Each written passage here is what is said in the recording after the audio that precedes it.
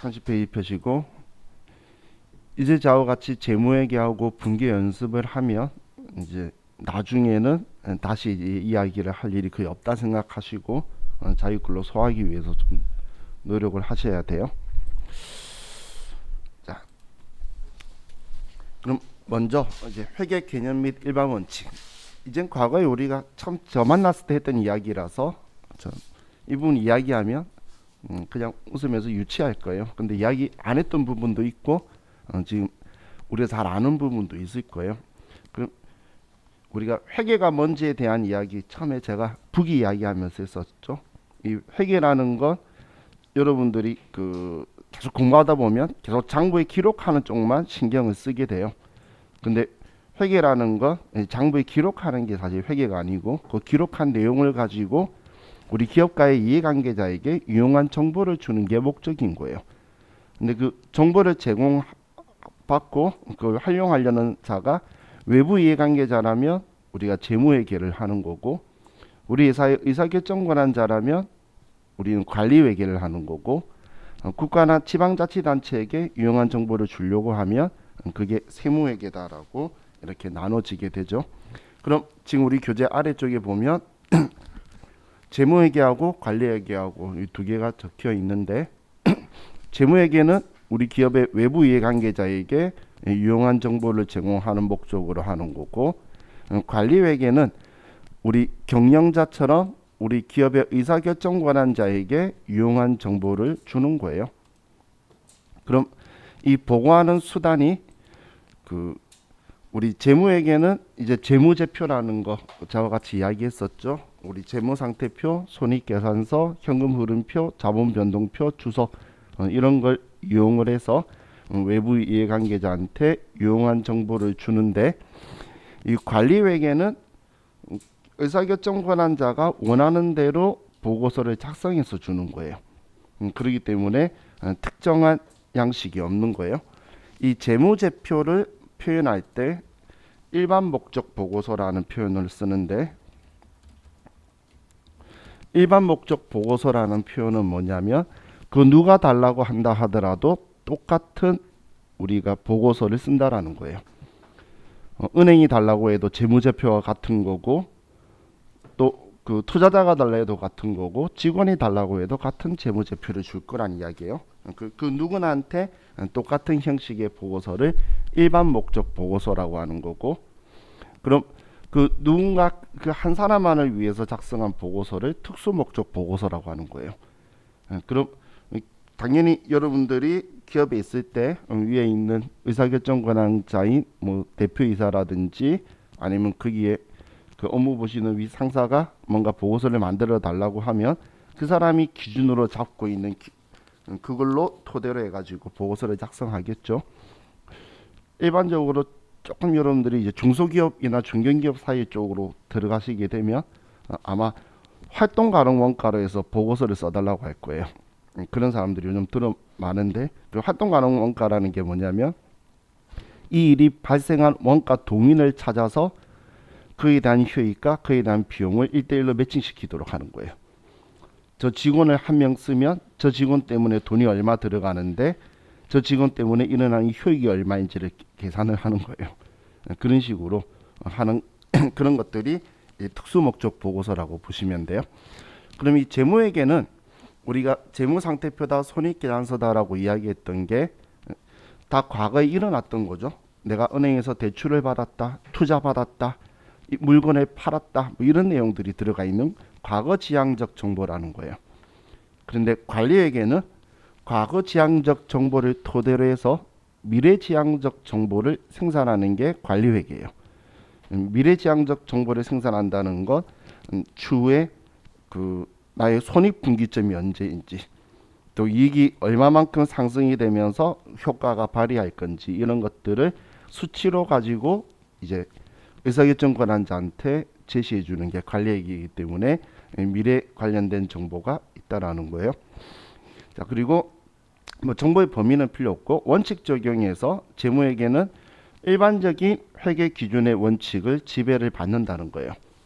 그리고 우리가 일반적인 회계 기준 사용하고 있는 게 한국재택국제회계 기준과 일반 기업 회계 기준이에요. 그런데 여러분들이 추후에 회사에 가시면 지금 저하고는 일반 기업 회계 기준 이야기하고 막 그랬는데 옛날에 쓰고 있던 그 옛날 기업 회계 기준을 쓰는 회사에 들어가실 수도 있어요. 근데 그런 회사들은 딱 보자마자 여러분들이 이 생각하시면 돼요. 우리 회사는 은행에서 돈을 빌리거나 아니면 투자받지 않고 사장님 돈으로 해서 하는 곳이에요. 그럼 기업을 설립을 하면 당연히 재무제표라는 걸 만들어야 되는데 외부 이해관계자가 필요가 없는 기업들이 있겠죠. 자기 돈으로 사업하시는 분들. 그분들은 투자받거나 돈 빌릴 이유가 없기 때문에 그럼 재무제표에 소중도가 없다는 거예요. 그럼 이 재무제표는 그 먼저 배보다 배꼽이 그 효익 대비 죄송해요. 비용 대비 효익에 대한 걸 우리가 관점을 보는데 재무제표를 변경했을 때 들어가는 비용들이 들어요. 근데 그 비용을 들여서 곧 수정했을 때에 그에 상응하는 효익이 없다면 그냥 하지 말고 옛날 거 그대로 쓰라는 게 회계 기준이에요. 그렇기 때문에 아마 여러분들이 나중에 회사 가셨는데 옛날 방식을 쓰는 것도 존재할 거예요. 그렇다고 안 좋은 것이 아니에요. 그냥 사장님 돈 많은가 보다 이렇게 생각하면 돼요. 자, 그럼 일반적인 그 회계 기준의 원칙을 봤는데 관리에게는 특수 목적이 없다라고 했죠. 그렇기 때문에 어떤 뭐 지배를 받는 게 없어요. 그는 경영자의 성향에 따라서 차이가 내용이 보고서 내용이 아예 달라지는 거기 때문에 지배 적용을 받지 않는다는 거고 주요 유용성 적혀 있는데 얘는 틀린 표현이에요. 그냥 줄거버리세요. 자, 그럼 이제 재무회계 개념 체계라고 있는데 자, 개념 체계라는 건 뭐냐면 우리가 회계 기준을 만들기 위한 기본 근간이 되는 거예요. 그래서 여러분 중에 뭐 회계 쪽에 관심이 많아서 회계 기준서를 이제 열람을 해보시면 몇백 페이지가 일단 개념 체계가 있고 그 다음부터 회계 기준이 나와요. 그럼 이 개념 체계라는 건 회계란 이러이러한 성격이 있어야 되고 이렇게 표현해야 되고 이렇게 해서 보여져라라고 적혀 있는 거라고 보시면 돼요. 그럼 자, 이 개념 체계는 우리 법으로 치면 관습과 비슷한 거예요. 관습. 그럼 관습을 토대로 우리가 법을 제정을 하죠. 그런 것처럼 이 개념 체계를 토대로 해서 우리 회계 기준을 만들었다고 보시면 돼요. 그럼 우리가 시험에서 만약에 표현할 때 개념 체계와 회계 기준이 상충하게 되면 서로가 충돌이 난다는 거예요. 회계 개념 체계에서는 회계란 이러이러한 성격이 있어야 된다 이렇게 표현해라라고 했는데 회계 기준에서는 얘를 그렇게 표현하지 말라라고 정했다는 거예요. 그렇다면 어떤 걸 먼저 우선 적용하냐면 회계 기준을 우선 적용하는 거예요. 왜냐하면 회계 기준은 이렇게 하자라고 정한 법이죠. 어떻게 보면. 근데 법은 아니에요. 기준은 법은 아니지만 이렇게 하기로 정한 건데 그런데 개념 체계하고 상충이 된다면 일단 회계 기준을 따르고 이게 적절하지 않으면 추후에 개정을 하는 거예요. 그렇기 때문에 우리가 관습에 따라야 되는 게 아니고 일단 법을 따라야 되죠. 그런 것처럼 이렇게 회계 기준을 먼저 따르고 추후에 이제 조정을 하는 방식으로 발전하는 거예요.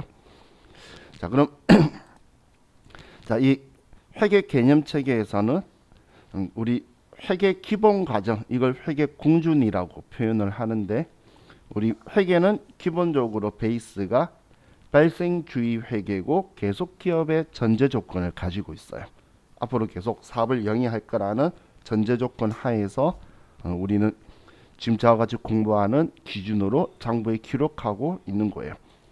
그럼 이렇게 우리가 만드는 회계의 질적 특성이라는 게 있는데 지금 우리 교재에는 이 질적 특성이 다음 페이지 넘기시면 질적 특성에 대해서 좀 적혀 있는데 지금 우리 책 저자가 IFRS하고 좀 섞였어요. 일반 기업 회계 기준하고 IFRS하고 좀 섞였기 때문에 우리 이 질적 특성은 일반 기업 회계 기준하고 IFRS가 좀 틀려요. 그래서 회계의 질적 특성은 일단 분류는 네 가지로 나누는데 첫 번째가 이해 가능성. 자, 이해 가능성이라는 것 여러분들이 장부에 재무제표를 만들었는데 이 재무제표를 외부 이해관계자에게 유용한 정보를 줄 거라고 만들어 놓고선 외부 이해관계자가 어떤 내용인지 이해를 못한다면 쓸모없는 정보라는 거예요. 이로 인한 성격이 있어야 된다. 그런 이야기예요. 질적 특성이라는 것.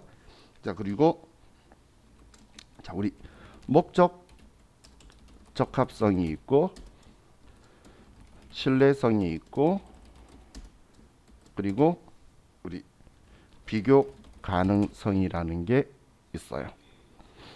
그럼 목적 적합성과 신뢰성은 주요 질적 특성이기 때문에 제가 아래서 따로 다시 한 번 더 말씀드리고 지금 이제 비교 가능성을 먼저 보면 이 비교 가능성이라는 것 기관별 비교 가능성이 있고 기업 간의 비교 가능성이라는 게 있어요. 우리가 회계 기준에 의해서 작성한 외부 이해관계자에게 유용한 정보를 줄 거라고 하는데 A라는 회사와 B라는 회사가 서로 다른 기준으로 하고 있다면 이 두 개는 서로 비교가 적절하지가 않겠죠.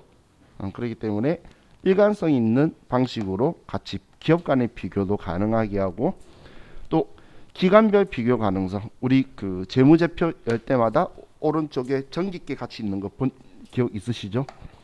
그건 올해 우리 회사가 10억을 벌었어요. 당기순이익이. 그럼 올해 10억을 벌었다고 해서 우리 회사가 잘한 건지 못한 건지는 알 수가 없겠죠.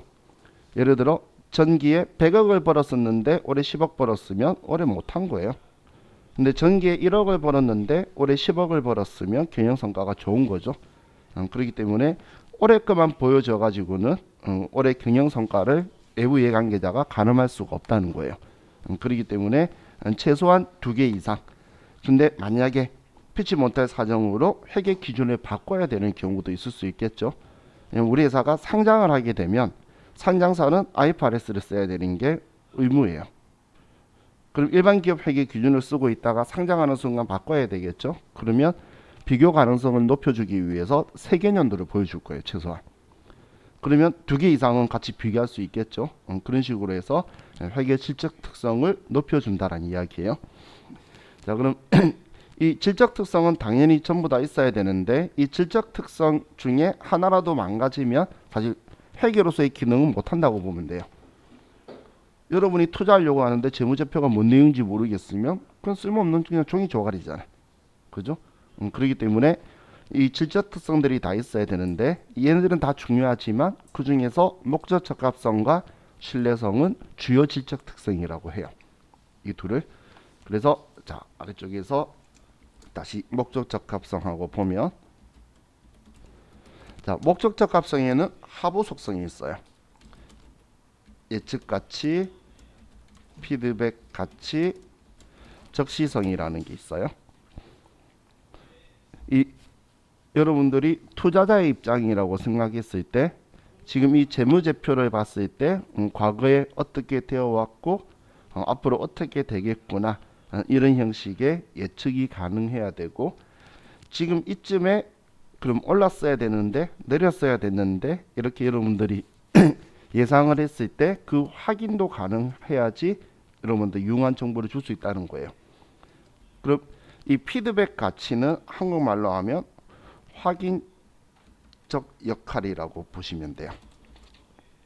피드백 가치는 우리 시험 지문에 일반적으로 예측 이 글자가 들어가 있고 피드백이 들어가 있는 경우도 있는데 아니면 확인이라는 글자가 들어가 있는 경우가 있고 적시라는 글자가 들어가 있는 경우가 있어요. 이런 글자가 들어가 있으면 우리 회계 질적 특성 중에 목적 적합성을 이야기하는구나 라고 여러분들이 인지하실 수 있어야 된다는 이야기예요. 그럼 이 적시성은 지금 여러분들이 투자할 거예요.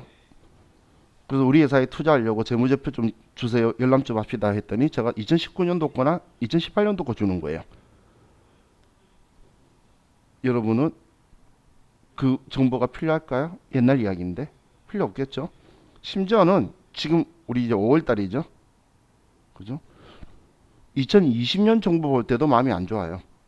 사실 올해 1분기나 2분기 정보를 보고 싶은 마음도 클 거거든. 그죠?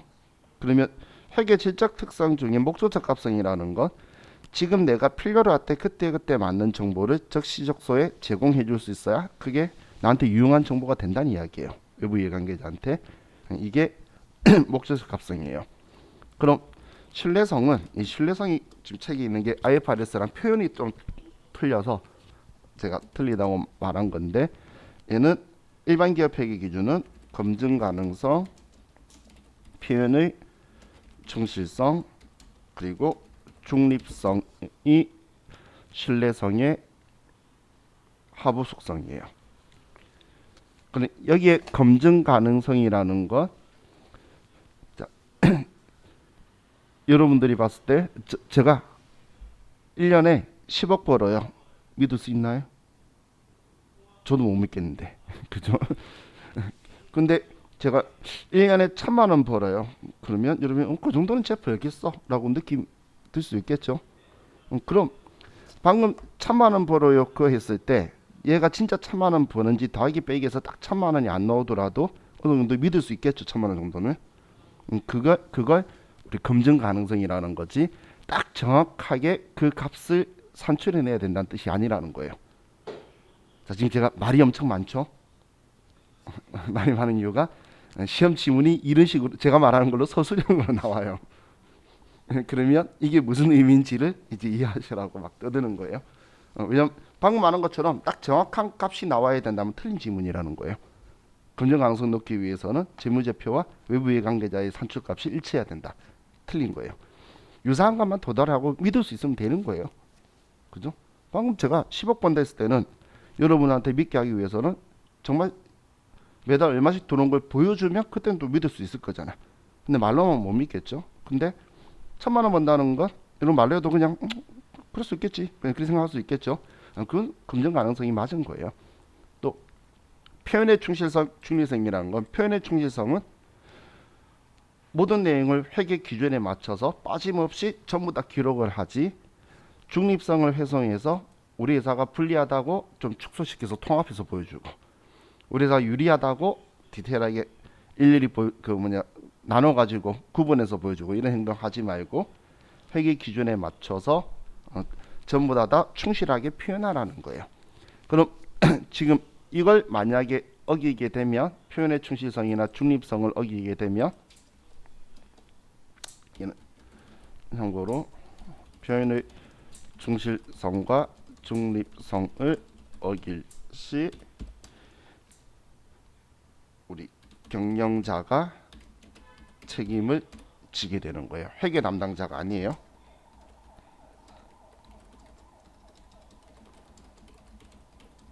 회계 담당자는 경영자의 책임하에 재무제표를 작성하는 거예요.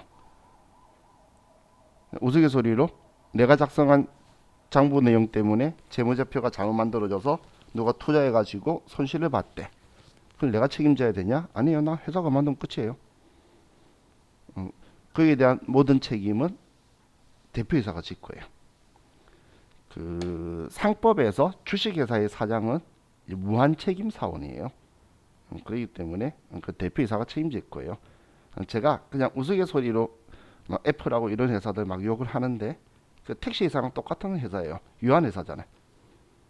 한마디로 자기 투자한 돈 1억만 버리면 대한민국 또도 법적으로 아무 문제 없도록 만드는 회사예요. 그래서 대한민국은 깔본다고 이야기하는 거예요. 상법적으로도. 택시 회사들 그 짓 하는데 그런 회사가 우리나라에 그렇게 하고 있으니까 법적으로 봤을 때는 제 입장에서 마음에 들 이유가 없겠죠. 그죠? 자, 자, 안 들어섰고, 자, 그럼 여기에서 이 두 개를 구분을 잘해야 돼요. 이 둘이를. 그런데 참 이 신뢰성에 대한 표현은 이 글자들이 거의 안 들어가 있고 그 내용을 보고 이 글자들을 느껴야 돼요. 근데 목적적 합성에 대한 내용은 이 글자들이 들어가 있어요. 제가 그래서 빨간색 칠한 거예요. 그러면 얘네들은 눈에 잘 띄겠죠. 그래서 제가 그 시험 보기 전에 한 번쯤 문제 풀다가 나오면 이런 표현을 쓸 건데, 그래서 목적적 합성을 예피적, 혹은 옛날에 적의 목에 피가 흐른다 얘만 외우고 가라 그랬어요. 그러면 보기 중에 하나만 걔 적혀 있으면 걔가 왕따고 세 개 적혀 있으면 아닌 애가 하나 왕따일 거잖아. 얘가 느낌이 잘 안 오니까 지문 나중에 보시면 얘는 도대체 뭔 말인지 느낌이 잘 안 와. 근데 얘는 이 글자들이 키워드로 지문에 들어가 있어요. 그러면 이 글자들이 있는 애들만 찾아내는 게 낫겠죠. 옛날에는 그냥 이 글자가 복이었는데 지금 현재는 이 글자가 복이가 아니고 긴 지문이 복이에요. 그럼 거기에서 이제 그 얘네들 글자가 들어가 있는 걸 찾아내시면 아마 나중에 여러분들이 문제 풀 때에 좀 쉽지 않을까 싶어요. 자, 그럼 우리 교재 34페이지로 가면 회계 정보에 제약 요인이라고 적혀 있는데 이 제약 요인이 적시성이라는 게 우리 재무제표가 12월 31일까지 한 걸 정리해 가지고 외부 이해관계자한테 줘야 되니까 1, 2월 달에 투자하려는 사람들은 지금 올해 1, 2월 달 투자하려는 사람들은 2019년도 정보를 볼 수밖에 없는 일반적인 현실이라는 거예요.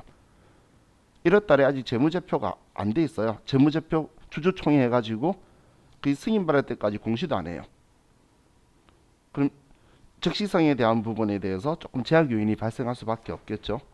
그리고 앞에 제가 배보다 배꼽이 크면 하지 말자라고 표현하는 이 효익하고 원가 간의 균형, 재무제표를 작성하는데 돈이 많이 드는데 그에 대한 효익이 없다면 재무제표를 작성할 필요도 없다. 회계 기준 바꿀 필요 없다. 이런 게 이제 효익과 원가 간의 균형이고, 자, 제일 중요한 게 질적 특성 간의 균형인데, 자, 아래 보시면 질적 특성 간의 상충관계라고 적혀 있죠. 이 상충관계라는 건 무슨 말이냐면 목조 적합성도 매우 중요한 질적 특성이고 신뢰성도 매우 중요한 질적 특성이에요. 그런데 이 두 개를 다 높여줘야지 좋은데 목적 적합성을 높이자니 신뢰성이 하락하고 신뢰성을 높이자니 목적 적합성이 하락하는 걸 이야기하는 거예요. 자, 예를 들면 자, 재무 상태를 가지고 먼저 봤을 때, 자, 우리 회사가 1억의 땅을 샀어요. 그럼 1억 주고 땅을 샀는데 근데 얘를 5년간 가지고 있었더니 1억짜리가 10억이 된 거예요. 그럼 외부 이해관계자한테 내가 가지고 있는 자산의 이 땅을 1억짜리라고 보여줘야 될 거냐 10억짜리라고 보여줘야 될 거냐 그거예요. 그럼 당연히 은행에서는 우리 회사의 담보물의 가치라든지 재산적 가치를 볼 때 지금 현재 공정가치인 10억으로 보여주는 게 적절하다라고 할 수 있겠죠. 그런데 신뢰성 측면에서 봤을 때는 아직 10억이라고 말하는 건 믿을 수 있는 정보가 아니에요. 실제로 일어난 거는 과거에 내가 1억 주고 산 거 외에는 실제로 일어난 경제적 사건은 없다는 거예요. 그럼 신뢰성 측면에서는 과거 역사적 원가를 그대로 가지고 있는 게 믿을 수 있다라는 거예요. 또 수익 인식을 가지고 보면, 자, 제가 극단적인 예로 우리 회사가 공사하는 회사예요. 3년짜리 공사인데 공사를 잘하고 있지만 완성했을 때 돈을 전부 다 받기로 했다라고 볼게요. 그럼 1차년도도 공사를 잘했고 2차년도도 공사를 잘했는데 돈을 하나도 안 받았어요. 완성해야 받을 수 있으니까. 그러면 우리 회사가 수익을 인식해야 될 거냐 그 이야기예요. 그럼 여러분들 입장에서 3년짜리 공사인데 지금 2년 동안 잘했어요. 그럼 우리 회사에 투자하고 싶은 마음이 있을 수도 있겠죠. 그런데 제가 하나도 실적이 없다라고 하면 그거는 유용한 정보를 못 줄 거잖아. 그렇기 때문에 우리 목적 적합성을 맞추기 위해서는 진행 기준 그리고 옆에 발생 기준이라고 써두세요. 진행 기준과 발생 기준에 따르는 거예요. 투자하려는 사람 입장에서는 이 회사가 제대로 잘 사업을 하고 있다라는 걸 인지할 수 있어야 투자할지 않았지 뭐 리스크도 판단을 해보겠죠. 그런데 신뢰성의 입장에서는 너 지금까지 공사하고 돈만 썼지 실제로 돈 받은 거 하나도 없어. 마지막 완성 못하면 또 완성인데 돈 못 받으면 어떻게 할 거야. 돈 받을 때까지 너는 수익 인식하면 안 된다는 거예요. 그래서 완성 기준 그리고 현금주의를 따라요. 얘는 신뢰성은 현금주의, 현금 기준을 따를 거예요. 근데 지금 제가 이야기하는 건 이 두 개가 서로 틀린 말이 없어요. 둘 다 맞는 이야기야. 그래서 우리는 이 두 개를 전부 다 높여주기 위해서 노력을 해야 되는 거예요. 이 두 개를 다 높여주기 위해서 노력을 해야 된다라고 보시면 돼요. 만약에 상충관계 이야기 나오는데 둘 다 낮아진다라고 하면 그거는 쓸모없는 회계 정보가 되는 거예요.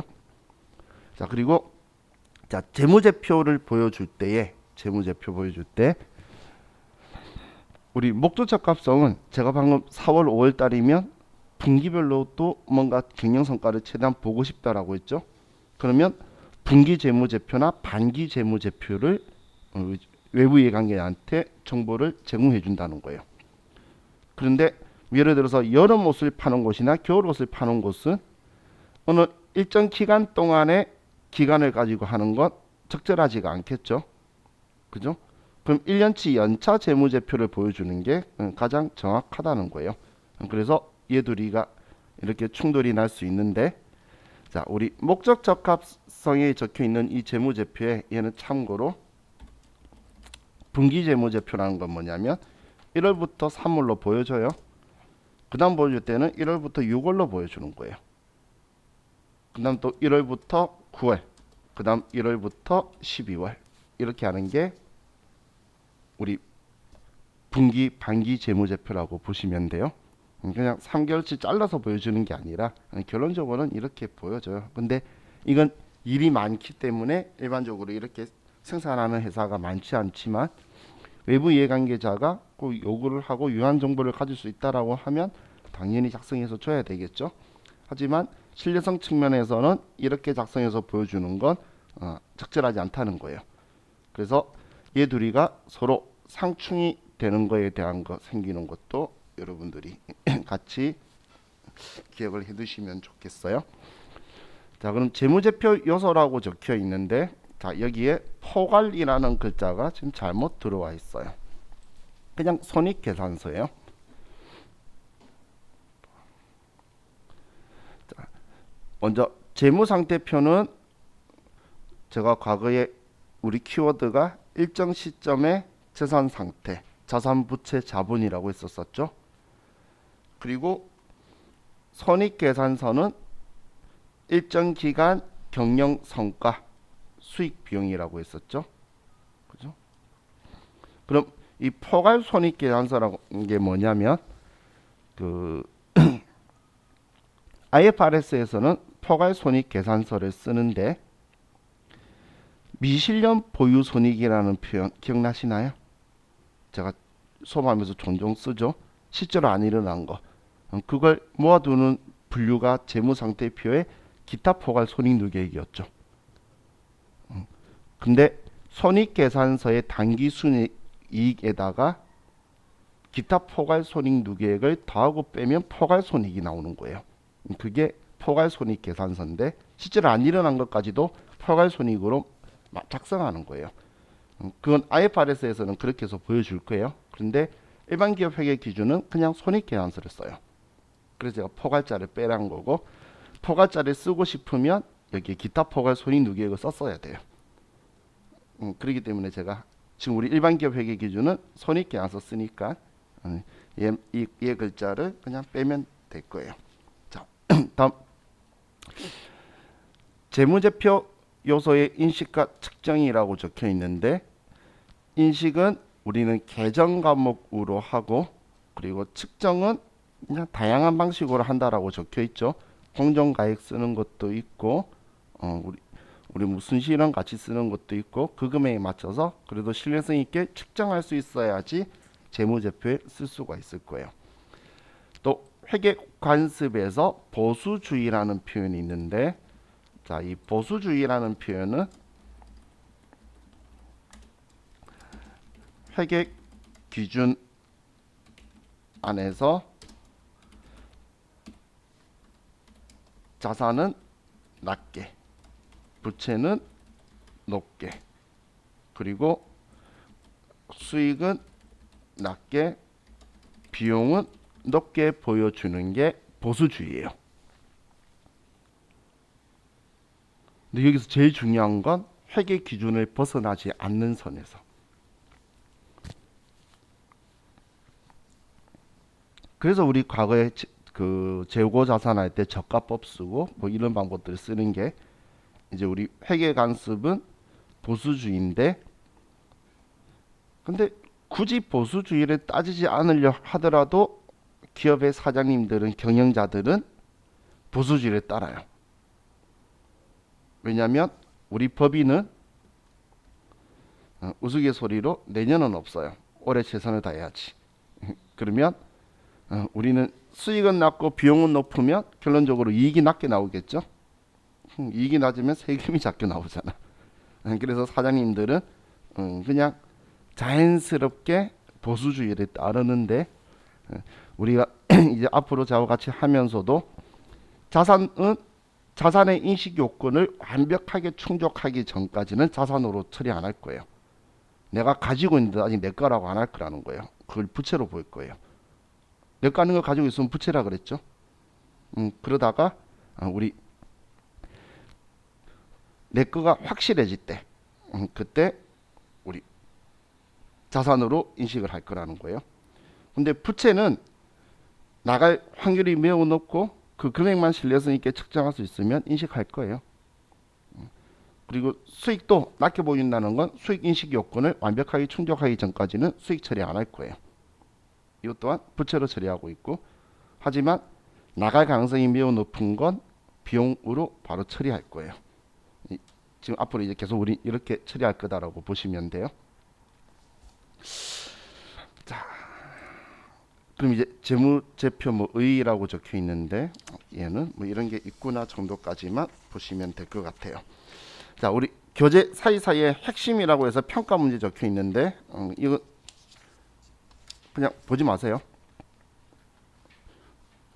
왜냐면 스타일이 전산회계 운용사 쪽 관련해서 문제들이 주로 되어 있는데 전산 세무회계 시험에서 나온 적이 없는 거예요.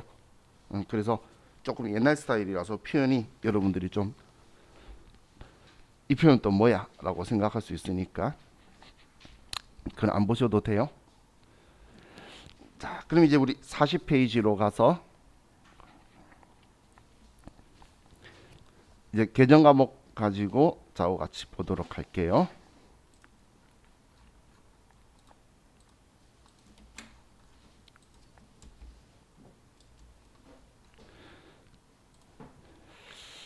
자, 먼저 현금이라는 계정 과목은 이제 여러분들은 다 잘 아실 것 같아요. 우리 일상생활에서 주하나 지폐도 현금이라고 하고 그리고 통화대용 증권도 현금이라는 계정 과목을 쓰죠.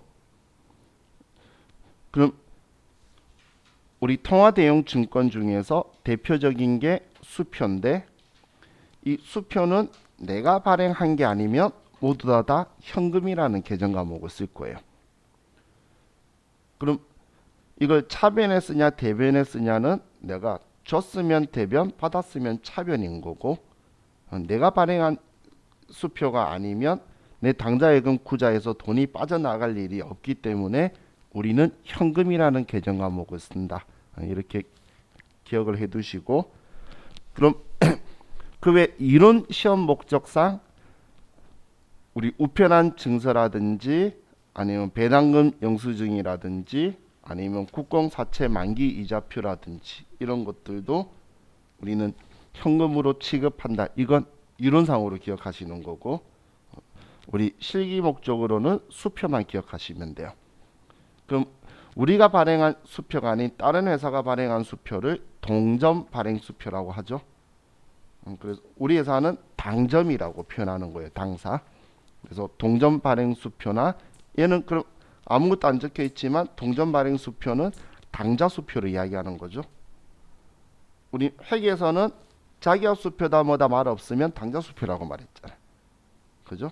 그래서 얘는 타임 발행 당좌 수표라고 보시면 돼요. 타사 발행. 자, 그럼 이제 현금과 부족 계정 과목은 사실 우리가 바로 앞에 결산까지 하면서 또 봤어가지고 얘는 낯설지가 않죠. 과거 처음 했을 때도 보고 이 앞에도 봤기 때문에 그냥 좀 넘어갈게요. 그럼 이제 소액 현금 전도금이라고 적혀 있는데 자, 얘는 제가 전에 이런 표현 썼던 거 혹시 기억나시나요? 지금 가지급금이라는 계정 과목이 있는데 얘를 대체해서 전도금이라는 계정 과목을 쓰고 있어요. 그러다 보니까 전도금이라는 계정 과목을 대체해서 소액현금이라는 계정 과목을 써요. 그래서 이 소액현금은 전도금이라고 생각하시면 되는데, 이 전도금 제도는 정액자금 선거법이 있고 부정액자금 선거법이 있어요. 별거 아니에요. 제가 전에 이 전도금 설명할 때 뭐 공사 현장 같은 곳 이야기했었는데, 그 현장 소장님한테 돈 100만 원 드리고 영수 그 본사 올 때마다 영수증 가지고 오면 다시 돈 채워 드릴게요 하면서 어느 정도 일정 금액을 지급해 두는 걸 정액자금 선거법이라고 하는 거고, 부정액자금 선거법은 그냥 필요할 때마다 와서 주는 거예요. 별거 아니죠. 근데 이걸 이제 어떤 방법 쓴다라고 표현하는 거고, 지금은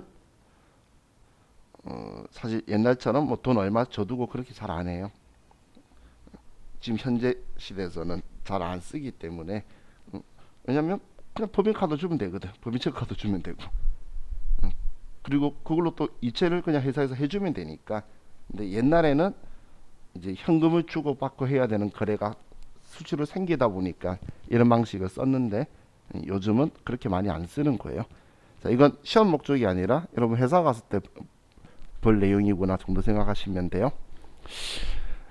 자, 그럼 이제 요구불 예금이라고 있는데, 자, 요구불 예금은 입출금이 자유로운 예금을 요구불 예금이라고 하죠.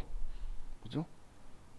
그럼 이 요구불 예금은 우리가 당좌 예금하고 보통 예금을 이야기하는데, 자, 이 당좌 예금은 우리가 당좌 수표 제도를 이용하기 위해서 쓰는 거다라고 했어요. 실무적으로는 수표나 엄 제도를 쓰기 위해서 당좌 거래를 해요.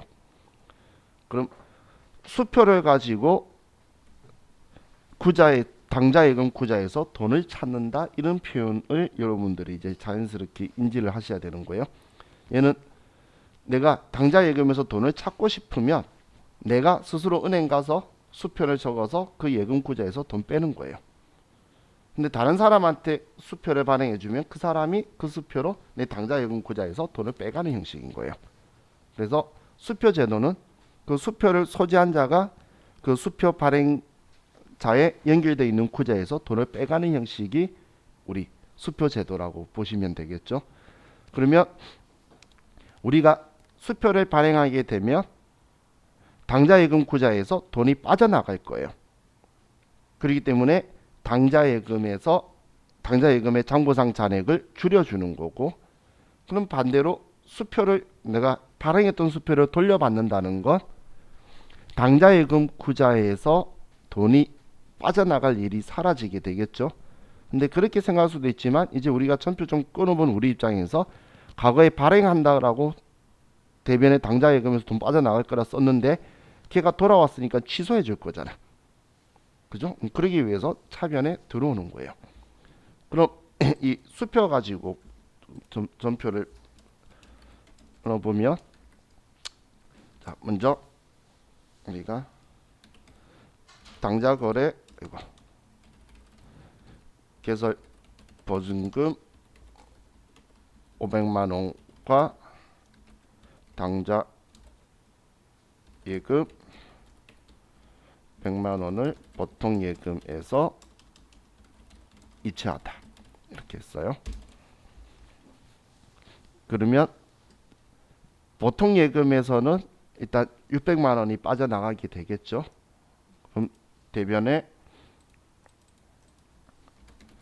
보통 예금에서 600만 원이 빠져나가게 될 거고,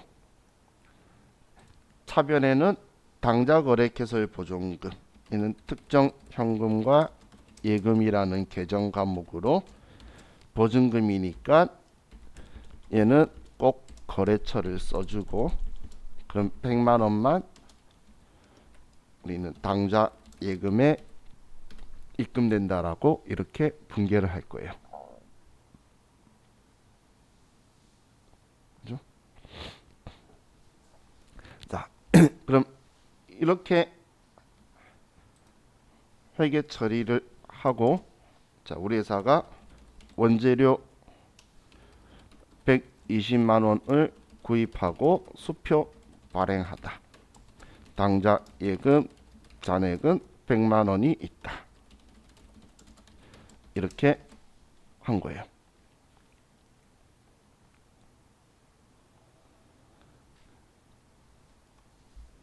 그럼 우린 차변에 원재료 120만 원치 산 거는 뭐 우리 다 이제 생각할 수 있겠죠. 그럼 수표 발행했으면 우린 당좌 예금 구자에서 돈을 찾아갈 건데 당좌 예금에서 대변에 쓰는 건 우리는 당좌 예금 잔액 한도로 써준다라는 거예요. 지금 100만 원밖에 없기 때문에 우리는 100만 원만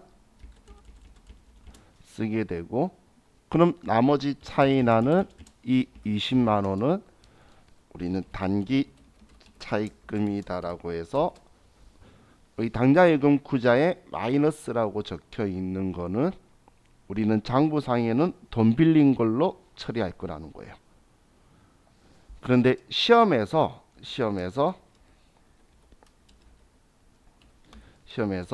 위랑 똑같은데 우리 당좌 예금 잔액을 초과한 금액은 당좌 차월로 처리할 것이라고 적혀 있는 경우가 있어요. 세무시급의 시험에 나온 적이 있어요. 그럼 이 당좌 차월도 계정 과목이에요. 근데 기본적으로 있는 계정 과목은 아니고 이제 부채에서 만들어 쓰는 계정 과목이에요. 그럼 여러분들이 생각하셔야 될 게 당좌 차월이라는 이 계정 과목은 유동부채 계정 과목이에요. 그렇기 때문에 만약에 이런 형식의 글자가 적혀 있으면 대변에 당좌 예금이다 100만 원, 얘는 당좌 차월이다 라고 쓰는데, 이렇게 나왔을 때 많은 분들이 여기에서 틀린 이유가 뭐냐면, 자, 유동부채라고 제가 쓴 거는 여기에 거래처 꼭 써줘야 된다는 거예요. 여기에 거래처 안 써서 많이 틀렸어요. 근데 이렇게 당좌 차월이라고 처리하는 회사는 기말에 이 당좌 차월을 지우고 단기 차입금으로 대체하는 회사예요. 다른 단기 차입금하고 충돌이 나기 싫으면 이렇게 정리하는 거예요. 당좌 예금 구자에 마이너스가 얼마인지가 내 눈에 장부에 쉽게 보이죠. 그렇게 하고 싶은 회사들이 이렇게 처리하는 거고, 뭐 아무 말 없으면 이렇게 처리하면 돼요. 근데 당좌 차월로 처리하라고 시키면 시킨 대로 해야 될 거잖아. 지시물이니까. 그러면 여러분 마음속엔 당좌 차월도 유동부채 계정 과목이니까 거래처 꼭 써야 된다. 어디 은행이라고 꼭 쓰셔야 된다는 거예요. 그래서 거래처 안 써서 틀리면 많이 슬프겠죠. 그렇죠? 자, 그리고 이제 우리 교재 아래 보면 은행 계정 조정표라는 게 있는데, 은행 계정 조정표는 뭐 기업에 쓰는 것도 있고 안 쓰는 것도 있어요. 이제 쓰는 것은 그 재무제표 작성하면서 주석에다가 그 내 실제 통장에 대한 그 잔액 증명원 있죠. 그걸 같이 쓰는 곳 있는데, 내 장부상의 예금 잔액하고 실제 잔액 증명원상의 예금 잔액이 일치하지 않는 경우들이 있어요. 자, 예를 들면 제가 수표를 발행했어요. 12월 달에 물건 사면서. 그럼 당좌 예금에서 돈 빠져나갈 거다라고 난 장부에 썼겠죠. 그런데 그 거래 상대방이 12월 31일까지 은행 가서 돈을 안 찾아간 거예요. 그러면 내 당좌 예금 구자에는 실제 잔액은 안 내려갔을 거잖아. 근데 나는 수표 발행했으니까 당연히 수표 번호는 1년 번호까지 난 다 가지고 있겠죠. 그런 경우는 내가 수정하는 게 아니고 은행 계정 조정표에다가 은행 측 수정사항이라고 써두는 거예요. 우리는 수표 어떤 거 발행했다. 근데 아직 안 찾아간 거다. 그러니까 은행 잔액이 틀리고 내게 잔액이 정확한 거다라고 기재해 주는 거예요. 또 뭐 반대로 당좌 차월 제도를 쓰고 있어요. 그래서 결산 이자를 빼간 거야. 근데 나 12월 30일날 그걸 안 썼어요. 장부에. 그러면 그건 우리 회사 측 수정사항이다. 이렇게 해서 그걸 수정해서 쓰는 거예요. 그게 은행 계정 조정표예요. 그러니까 예금 잔액하고 실제 내가 가지고 있는 그 예금의 잔고상의 잔액하고 실제 예금 잔액하고의 차이를 외부 이해관계자한테 이것 때문에 났습니다라고 보여주는 거다. 이렇게 생각하시면 돼요. 이게 은행 계정 조정표예요. 그럼 다음 페이지에 가면 현금성 자산. 현금성 자산은 계정 과목이 아니었죠. 얘는 분류였어요. 분류. 현금성 자산의 가장 중요한 키워드는 취득 당시, 취득일 기준. 취득일 기준이라는 게 제일 중요한 키워드였죠. 그죠? 취득이라는 거는 우리가 장부에 기록하는 날로부터 3개월 이내에 도래하는 거지. 그 3개월 이내 현금화가 되는 거지. 결산일로부터가 아니라는 거예요. 그래서 옆에다가 우리 현금성 자산 옆에 not 결산일로부터 3개월 이내 도래는 제가 not이라고 쓰는 거는 오답 지문의 키워드들이라고 쓰는 거예요. 얘들 나오면 틀린 거다. 우리는 취득일 기준인 거지 결산일 기준이 아니에요.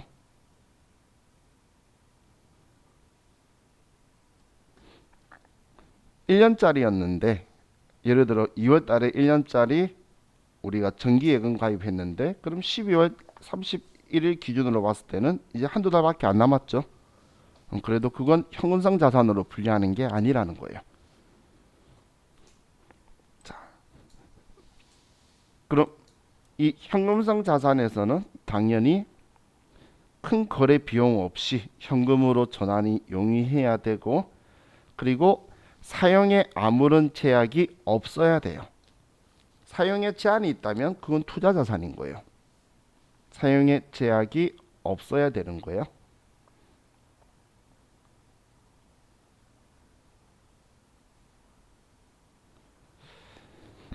자, 이렇게 하면 저와 같이 이제 현금성 자산을 받고 자, 이제 우리 좀 쉬었다가 저와 같이 단기 금융 상품 보고